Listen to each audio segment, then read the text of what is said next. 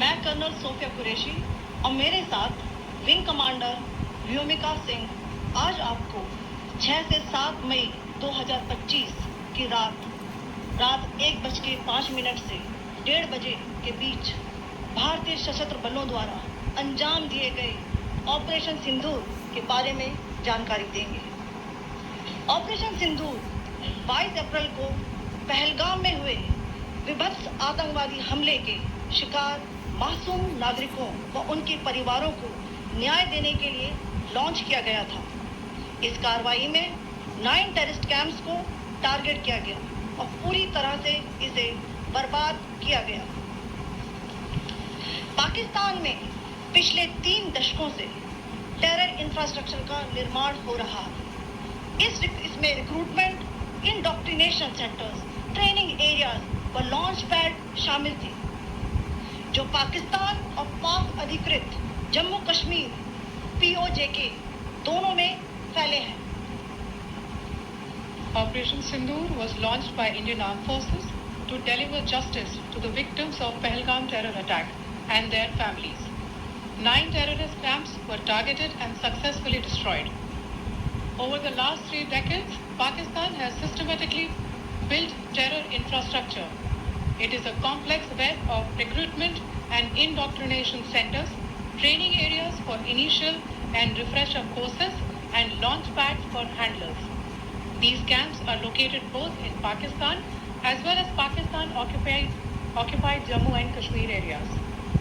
Some of the well-known training camps are located, as you can see on the screen.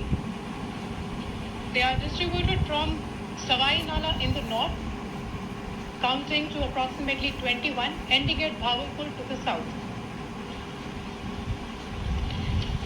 इन लक्ष्यों का चयन विश्वसनीय intelligence सूचनाओं के आधार पर हुआ, ताकि आतंक गतिविधियों की रीढ़ तोड़ी जा सके और यह खास ध्यान दिया गया कि निर्दोष नागरिकों और सिविलियन इंस्टॉलेशन को नुकसान न पहुंचे। The selection of these targets for Operation Sindoor was based on credible intelligence inputs and role of these facilities in perpetrating the terror activities. The locations were so selected to avoid damage to civilian infrastructures and loss of any civilian lives. This was done with due diligence, and the camps selected for targeting and their engagement will now be shown to you one by one.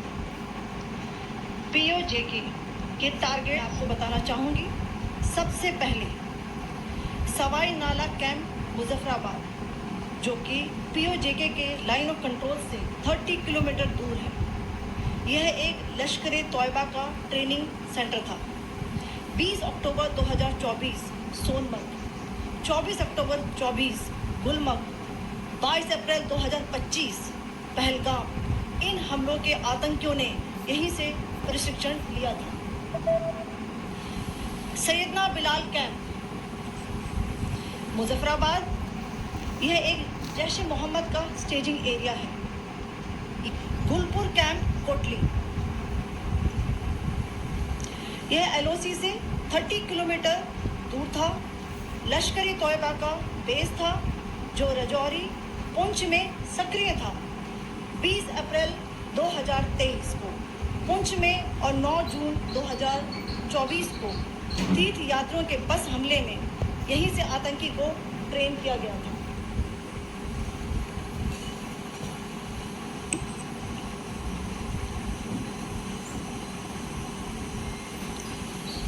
Barnala camp बिम्बर, ये LOC से 9 kilometre दूर है।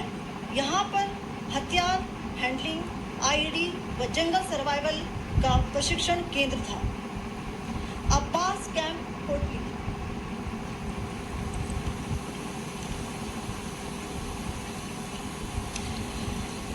यह LOC से 13 kilometre दूर है। लश्कर-ए तोयबा का फिदाइन यहाँ तैयार होता था। इसकी कैपेसिटी 15 टेररिस्ट को ट्रेन करने की थी।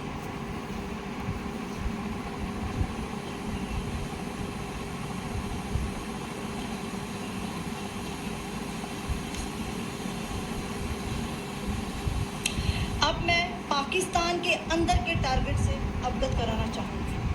पहला, सर्जिकल कैंप सियालकोट 50,000 रुपए जीत गया। राष्ट्रीय सीमा से 6 किलोमीटर की दूरी पर है, सांबा कटवा के सामने।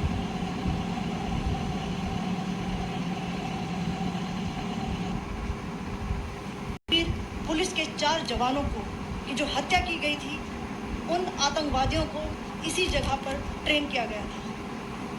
दूसरा, महमूना जाया कैंप सियालकोट,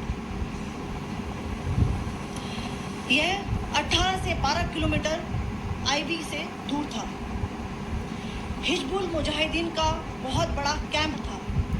ये कठुआ जम्मू क्षेत्र में आतंक फैलाने का नियंत्रण केंद्र था। पठानकोट एयरफोर्स बेस पर किया गया हमला भी इसी कैंप से प्लान और डायरेक्ट किया गया था। मरकज ताइबा मुरीद के, यह आईबी से 18 से 25 किलोमीटर दूरी पर है। 2008 के मुंबई हमले के आतंकी भी यहीं से प्रशिक्षित हुए थे। अजमल कसब व डेविड हेडली भी यहाँ ट्रेन हुए थे।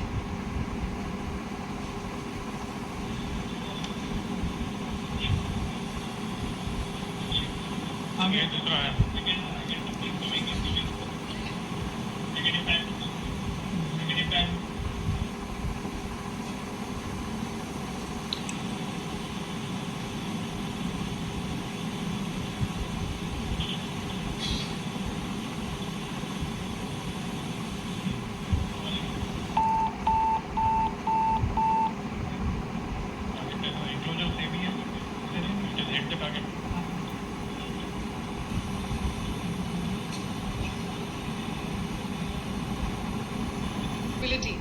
As shown to you, a niche technology weapons with careful selection of warheads was ensured so that there will be no collateral damage.